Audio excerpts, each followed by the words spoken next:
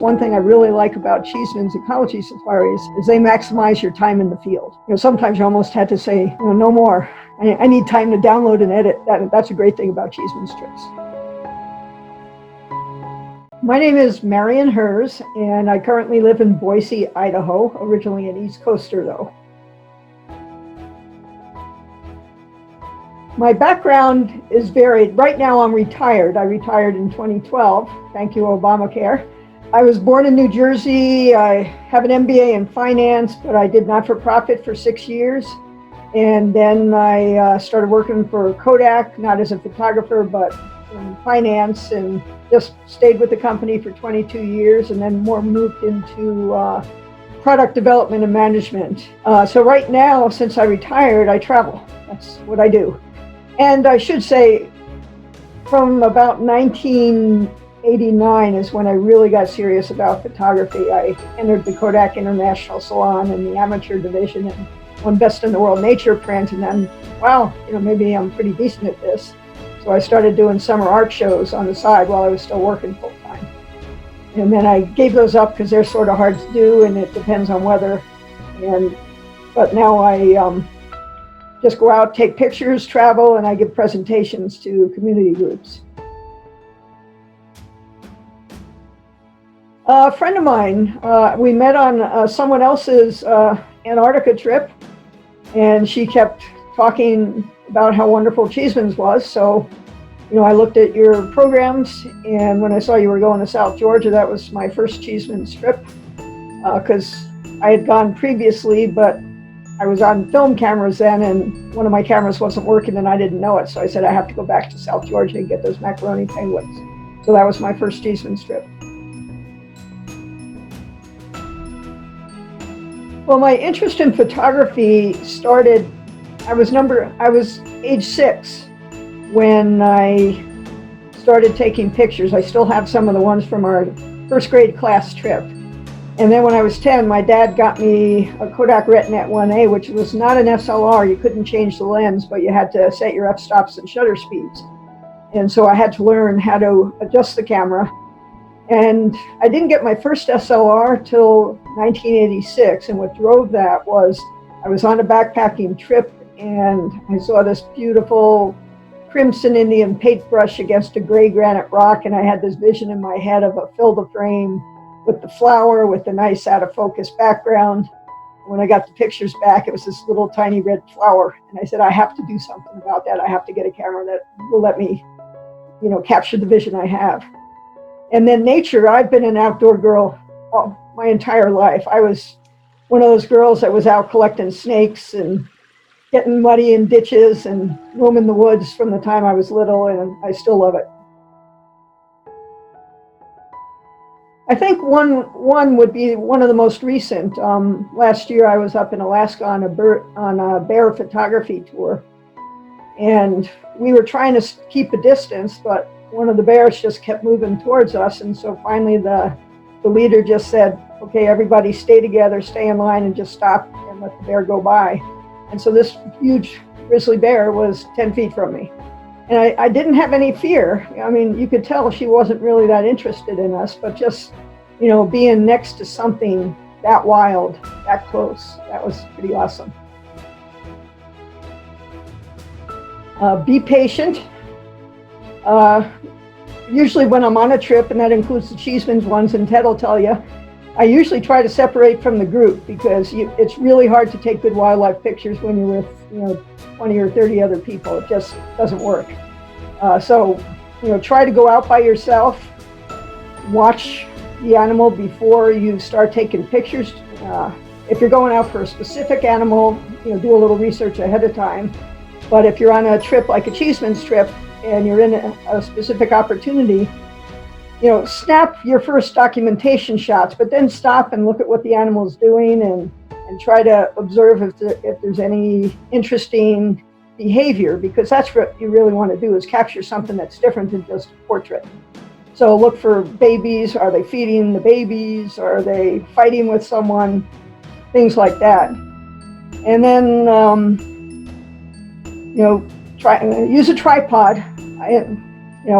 The tripod is great. You're going to get sharper pictures if you're on a tripod. It's not always possible. And I admit with my smaller lens, I handhold, but my big lens is always on a tripod. I don't care how big and strong you are. And even with all the vibration reduction, be on a tripod. And you're going to get real sharp pictures because that's what judges look for. You're going to enter contests. I really like when parents are feeding babies. I love the aggressive interaction. I mean, getting some really nice action shots. Just intimate interactions between two members of the species. That's what you're looking for. You know, I take a lot of shots. It's just it's the portrait. Because, you know, sometimes that's the only thing you can get. Because if the bird's there and then they fly off, you've had your chance. Feeding behaviors are also very interesting. One thing I forgot to add on the tips is with wildlife, my rule is a 1/1600th of a second or less for your shutter speed, because you really need to stop the action. There are times when I break that rule, but that would be for a slow-moving animal. But for a bird or something that's running, it's got to be a 1/1600th of a second. The subantarctics of New Zealand. That's my favorite place. And the reason is, you know, New Zealand's done a great job at getting rid of the introduced species that people brought. So their islands are getting back to what they used to look like. Every island has its own endemic species. For birds, it's got endemic species of flowers. They have the unique megaherbs down there. And the animals really aren't that afraid of you. So it's just a really great spot that you can really be in nature and see what it really used to look like, and lots of different species to see if you're keeping a list. I don't keep a list. People say I should, but I don't keep a list. Okay, so this is a ringneck duck, and I was out at a local pond just a couple of miles from my house. It was near sunrise, so really nice light, and the duck was fairly close. And yes, this is a portrait, but I was going for the reflections and the sunlight in, you know, reflecting off the waves or the wake that the duck's making. So that's pretty much what I really liked about this one. I can actually just go.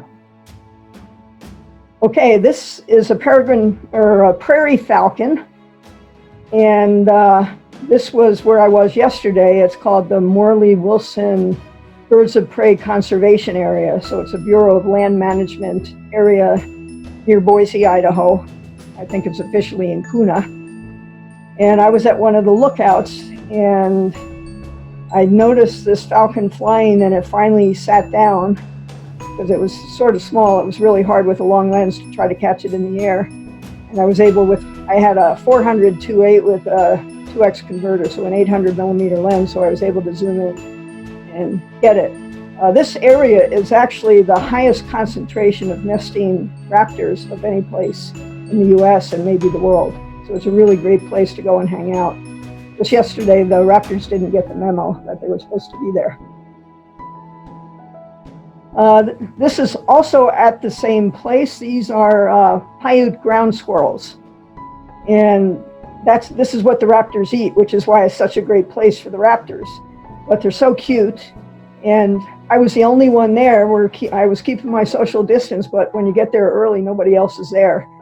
And so things were pretty quiet. And again, when you're doing wildlife, just stand in one spot and wait and see what happens.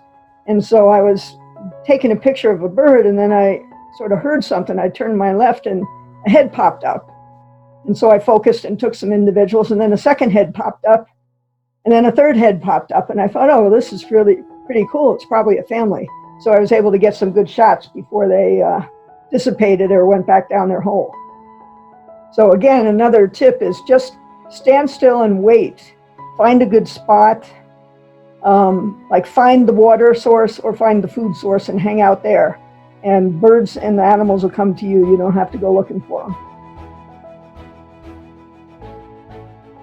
This isn't great composition. It was the best shot I could get. This is at the same place. It's called a rock wren. And I had seen it really far away, and I got some really fuzzy shots. And then I was taking some rabbits, and then I turned around and it had just landed on this sign right near me. And this was my first rock wren, so I was really glad I got a picture of it. But, you know, if you're not a contest entry for sure. Again, this is at the same place, and this is a white-crowned sparrow. They're pretty prevalent around Idaho. I've seen them at many of the other parks, and he's sitting on some sagebrush. And they were flitting around, there were two of them, and eating some of the seeds and some of the insects. And they finally sat on the top of a plant instead of being in the middle of the plant. So I was able to grab a couple of shots. Again, it's the same lens, the 400-2.8 with the 2x converter on a tripod. No way could I handhold that. So this is in my yard. To do exercise while I've been home, I've been riding my bike around the neighborhood, and I had seen these birds that it looked like a flycatcher. I looked in my bird guide and thought, well, that might be a Say's phoebe, but I wasn't sure. And then I came back from my ride one day, and there it was on my house. I thought, well, this is really cool. And I pointed out to my neighbor who happened to be outside, and then he emailed me a couple of hours later and said, well, my wife's watching it, two of them build a nest on your roof. And so I went outside with the camera, and the bird flew to the mailbox and was able to get the shot and confirm that it is a Say's phoebe. So that was opportunistic. And we're just hoping they hang in there and have some nice babies that we can see. This was at Hyatt Hidden Lake, in a little area a couple of miles north, same place as the first duck. And this is a northern shoveler. And again, I was going more for the lighting and the coloring in the water, because again, it's just after the sun goes up and everything's quiet. You get a nice reflection, and you get the bird with great color. This is a bufflehead. I've seen them many places in the country. This was at a place near Boise called Wilson Springs Ponds. It's a little local park. I was planning to go to a wildlife refuge, but I went online and found that it was closed. So I tried this place instead, and it was great. And the birds were really close. So you didn't, you know, the other place was a big lake, and you would have had to have pixel shots, as I call them. But this one, they were really close. Again, nice low light, not very many people there, so I didn't have to worry about social distancing. And again, just the sunlight, early sunlight sparkling in its face and the reflections. I like doing reflections. This one, you know, you might say, oh, you can't really see the face. This was at Hyatt Hidden Lake also. It's a red-winged blackbird. But I really liked it because I could see the whole back and what it was doing with its feathers while it was making calls, trying to attract females. So that's why I kept this one, because you could really see the detail of the feathers and some coloring, and usually I'm taking them from the front. So this was, to me, a really interesting shot of just showing the feathers from the back. And you can still see the eye, so. This is the shoveler again at Hyatt Hidden Lake, and again, this is an action shot, which you really want to do. Takeoffs and landings are always fun. I don't know how many minutes I've spent in various parks around the world sitting there waiting for the bird to take off. And another little tip, if you see the bird poop, you know it's probably going to take off. So this one, I was just waiting. I saw it was about ready to do it, so I just got ready and was able to catch it just before it took off. This guy is a great horned owl, and this is in my backyard. And we had put bird feeders up, and I've landscaped for birds and bees and butterflies. And usually we just get the small birds, and there's a kestrel that hangs out, considers our yard its territory, and also a sharp-shinned hawk. But we were eating supper, and I looked out, and there's this great horned owl sitting there in the tree right at the back by our fence. I thought, wow, this is pretty cool. You never see owls around here. So I took some shots through the door, and then I thought, you know, it seems pretty settled. I'm going to try to slowly go out the door and see if I can get a good shot without the door. And it just sat there, and so I was able to get quite a few shots. This was handheld. You know, I figured trying to get a tripod and the big lens out there, it would have flown off.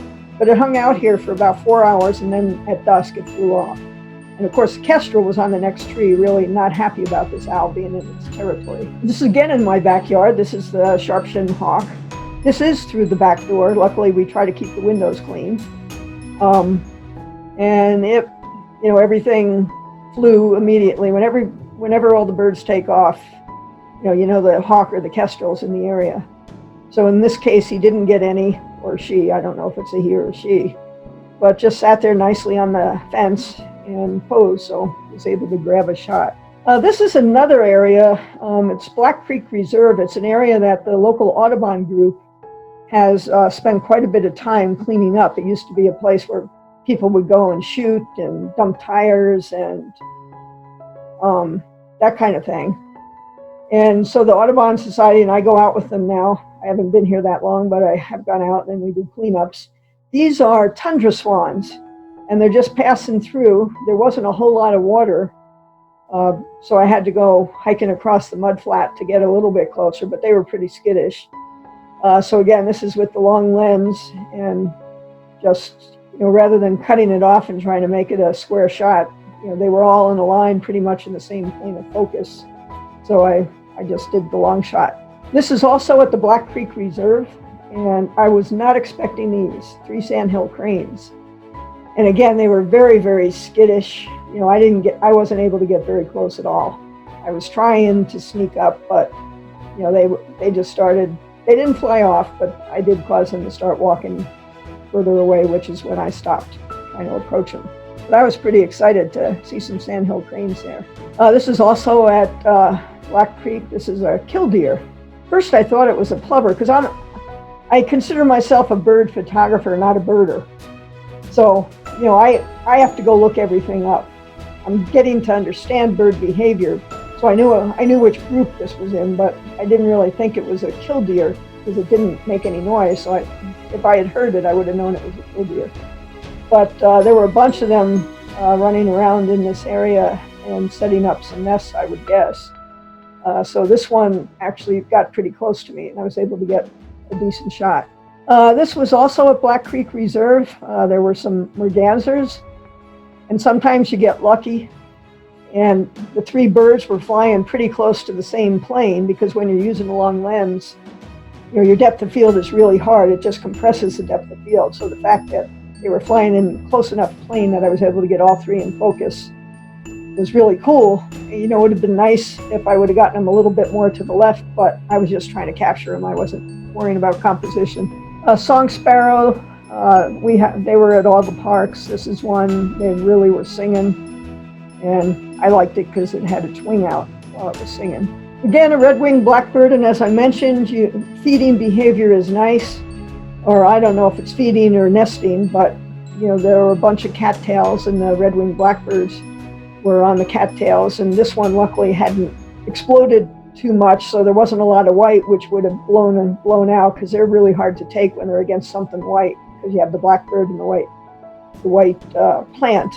So this guy was picking at the cattail, and I think there were probably some seeds there, but maybe it was getting material for the nest. And mallard ducks, they're all over the place. I've seen them on every continent except Antarctica, I think, but they still are pretty. And this was early in the morning.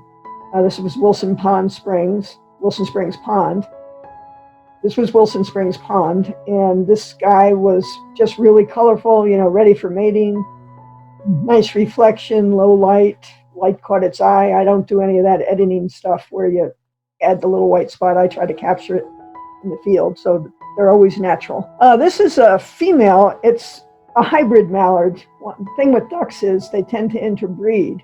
So it doesn't really look like your standard female mallard, but it was paired up with a male, so I'm guessing they're a couple. And they were just preening. Once you see birds preening in a body of water, just stay focused, because at some point they're gonna stand up and flap their wings, and that's really a nice action shot, as opposed to just someone with their head buried trying to clean themselves. So this is I'm guessing a lesser scaup, unless someone tells me it's a greater scaup. It's really hard to tell. Again, I was trying to get different species, and it was pretty close. A little bit of a reflection. You can tell it's later in the morning. I blew out the white feathers a little bit, but documentation shot, as I call them. And then Canada geese are always all over the place. But this one had a nice reflection. It had the light in the eye, early morning. They're birds too, and you know, just because it's a bird that's common doesn't mean you shouldn't take pictures of them, because they can do some pretty interesting behavior too. A lot of people say, oh, that's just a goose. I don't need to take that, but you know, you can still get really nice images with common birds. This is the female bufflehead. Doesn't look at all like the male really, except in shape. And she was doing a little preening. I thought she was going to go up and flap the wings, but she didn't. But again, the reflection, the light in the eye, that kind of thing. And then another common bird, the robin. But the robins this year seem to be really red. You know, they're ready for mating. The breasts are really bright orange right now. They're not all faded. This one was being very shy, so I had to grab the shot where it landed, which, you know, isn't super composition, but you know, got the bird, got the light in the eye, and they're a pretty bird. And then this is the last one, I believe. This is an American coot. They were at all the places that I went to with water. Again, I was going for the light in the eye, the reflection. You can see it's been diving. It's got the water beating up on the back. The light's getting a little higher here, so it doesn't have the nice warm tones, but just again, another nice reflection shot. So those are pretty much some of my favorites from what I've been doing while I've been sheltering at home and keeping good distance. You know, again, if you go out to the parks early in the morning, get there by sunrise, you're not going to find too many other people. And then you don't have to feel guilty about, you know, breaking any stay-at-home orders, because you're really not breaking them. You're keeping your social distance and still getting out to the nature and giving yourself some time to relax and chill out. My most preferred right now is Canon. Some of their lenses are lighter, some of them are heavier than the Nikon ones. Their bodies are definitely heavier than Nikon ones. But I'm willing, you know, if the camera works and it's giving me great shots, you know, I go to the gym and I lift weights and I carry the weight. So I've been very happy with Canon. The customer service is superb. I can call them, get a real body who actually knows what they're talking about. They're all about customer service. For underwater, I use an Olympus TG4. It's a point and shoot, but it takes amazing underwater pictures. I tried some other brands of underwater cameras, and you know, I've gotten some pretty nice pictures with this little point and shoot doing some snorkeling.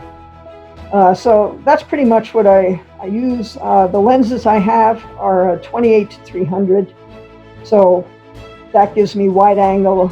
And if we're doing a walk through a town, I'm not going to bring my big lens and tripod. I'm going to bring the 28-300, so I can still do some wildlife shots. And I have a 300 f2.8 that I use with a teleconverter. And the third lens, which I only bring when I know we're going to be doing a lot of flower photography, is a 105 macro. And then recently, and actually in 2 months, I'd make the final payment. I did get the Canon 400 f2.8 lens, and with a 2x teleconverter, now I have an 800. Well, when I was selling photos, it was take time to stop and smell the flowers along the way. I think too many people just, you know, now are buried in their phones. In the old days, they were just totally spaced out, and they don't look at their surroundings. And so I always try to get someplace, and I really want to look at the place. You know, like I'm not a flyby tourist. A lot of my people pictures I call them flyby, because you're with a group and you're walking through a town. But I really prefer to actually go someplace, get to know the people, get to know the landscape, just really pay attention to what's around you, because there's so much interesting stuff. And most people just, oh, that flower was there? I didn't see that. You know, yeah, you just have to look. And that's why I love Arctic wildflowers, because you have to look for them, but there's so many of them and they're there. And they're beautiful. And so, you know, don't miss the beauty in life by taking life too fast. Just take time to stop. Well, for the U.S. people, get outside the U.S.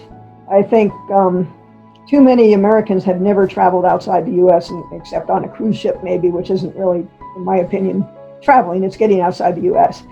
You know, just really take the time, if you can afford it, to go outside the U.S. or if you're in a certain state, go to the next state.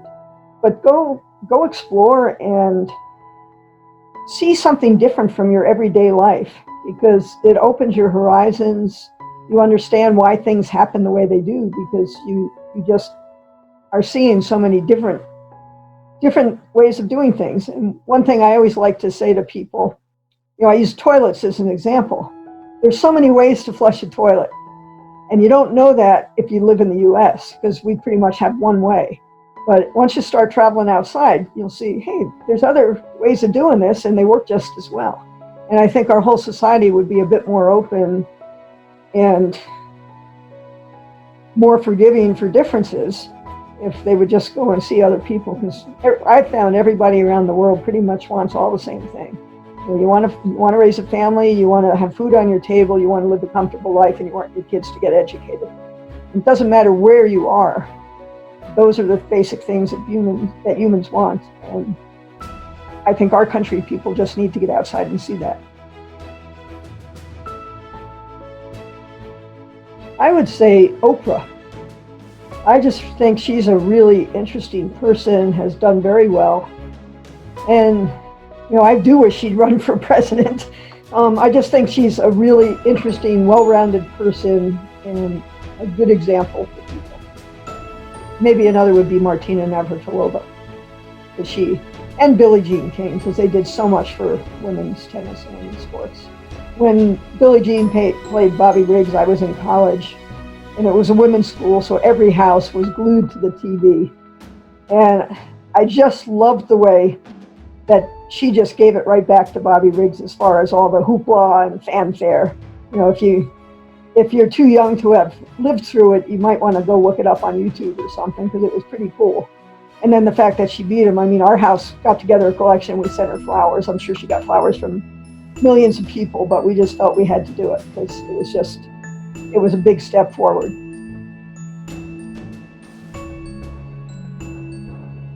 If you enjoyed this video, please be sure to give it a thumbs up below and subscribe to Cheesemans for more fun and informative videos. For other ways to follow Cheesemans, ecology safaris, and the topics discussed today, please check out the links in this video's description below.